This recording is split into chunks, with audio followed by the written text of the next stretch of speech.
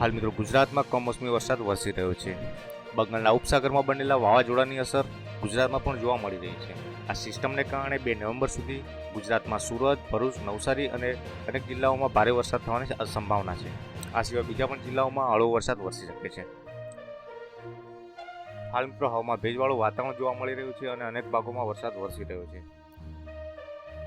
જ્યારે આ વાવાઝોડું છે જે 45 કિલોમીટરની ઝડપે આગળ વધી રહ્યું છે.